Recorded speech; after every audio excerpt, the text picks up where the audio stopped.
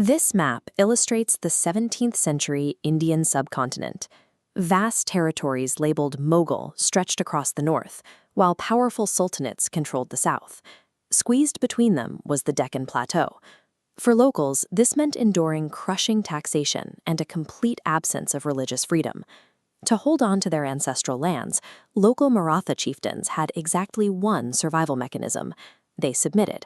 They operated as vassals, fighting for foreign emperors in exchange for scraps of regional authority. In this environment, true local sovereignty simply did not exist. The radical idea that the people of the Deccan could actually govern themselves was entirely absent from the political reality of the time. Then came a young chieftain named Shivaji. Unlike all of his peers, he completely refused to accept this vassal status quo. He introduced a radical, alien concept to the region, Hindavi Swaraja, which translates directly to self-rule.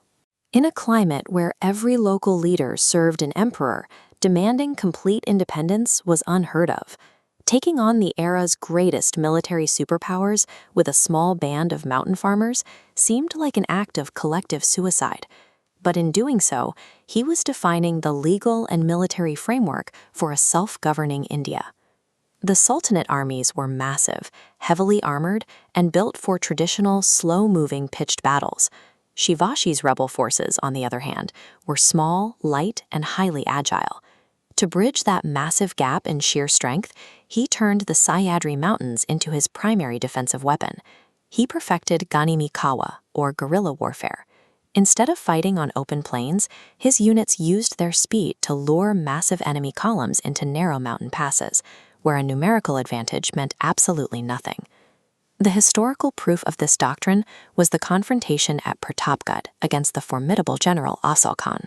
By forcing the encounter at a high-altitude fortress surrounded by dense jungle, Shivaji neutralized thousands of enemy cavalry before a single sword was swung.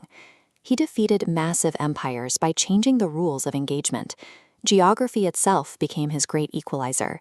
The conflict eventually moved from the mountains to the imperial court.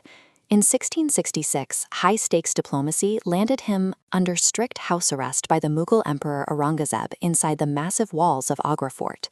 In a display of brilliance off the battlefield, he orchestrated a legendary escape, slipping past thousands of guards hidden entirely within large baskets of sweets.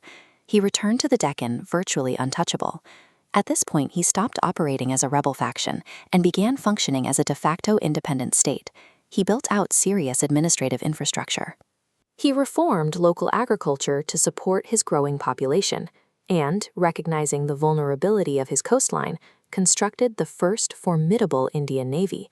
He also established strict, ethical military codes. His laws explicitly protected civilians, religious sites, and women during wartime, a stark contrast to the standard plundering of the era. These specific policies proved he was operating with a larger vision. He was actively building a highly functioning, moral government. By 1674, this state-building effort reached its climax here, at the mountain capital of Raigad. But he faced a critical geopolitical loophole.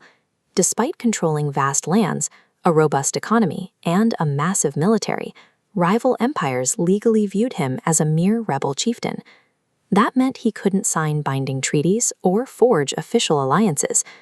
The calculated political solution was the Rajabhishek, a formal coronation to secure legitimate, internationally recognized sovereignty. A moment of reverence. The official birth of the Maratha Empire was declared. Shivaji Maharaj ascended to the throne, achieving the independent rule he had envisioned since his youth. He assumed the title of Chhatrapati, a designation that conferred the legal authority of a head of state.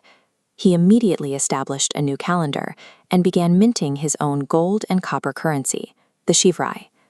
Taking the throne permanently broke the Mughal monopoly on power in the subcontinent. It forged a distinct Maratha identity, establishing the legal and moral right of a local population to govern themselves.